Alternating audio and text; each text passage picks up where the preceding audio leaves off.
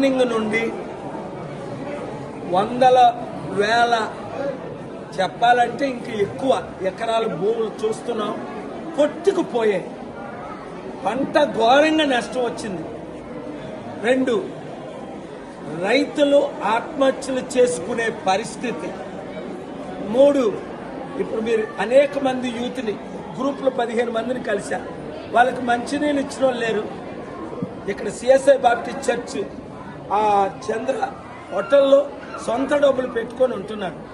4, ఇప్పుడున్న పరిస్థితులు చూస్తుంటే ఈ 2-3 రోజుల తర్వాత వచ్చే నాదుడు లేరు.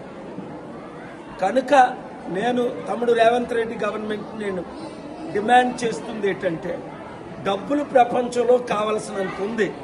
మీకు డబ్బులు తేడం రాదు, నాకు డబ్బులు తేడం వచ్చు. రమ్మంటే చేయరు. అదానీ అంబానీల చుట్టే మీరు తిరుగుతారు. అందుకనే అలసిపోయి కేసీఆర్ బంగారు తెలంగాణ అని అప్పులు తెలంగాణ చేశారనే కదా మీకు మద్దతు ఇచ్చాను తమ్ముడు. మరి మీరు కూడా వచ్చి 2-3 లక్షల కోట్లు అప్పు పెంచారే కానీ 10 లక్షల కోట్లు అప్పు అయిపోయిందే కానీ ఎవరికి బెనిఫిట్? నిరుద్యోగులకు ఉద్యోగాలు లేవు, ఉద్యోగ భృతి లేదు. ఇప్పుడే లేడీస్ చెప్తున్నారు పెన్షన్లు లేవు, 2500 ఇస్తానన్నది లేదు, ఉద్యోగాలు లేవు, కంపెనీలు లేవు, రైతులకు రుణమాఫీ లేదు. కనుక నేను ఇప్పుడు 3 డిమాండ్ చేస్తున్నాను.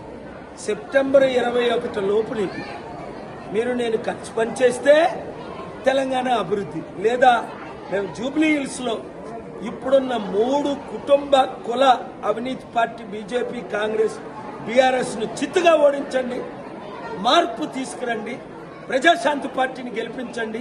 అభివృద్ధి అంటేటో జూబ్లీ హిల్స్ని బెవర్లీ హిల్స్ చేసి చూపిస్తా. నమ్మిన వాళ్ళందరూ పబ్లిష్ చేయండి, వీడియో షేర్ చేయండి. Thank you very much. God bless you.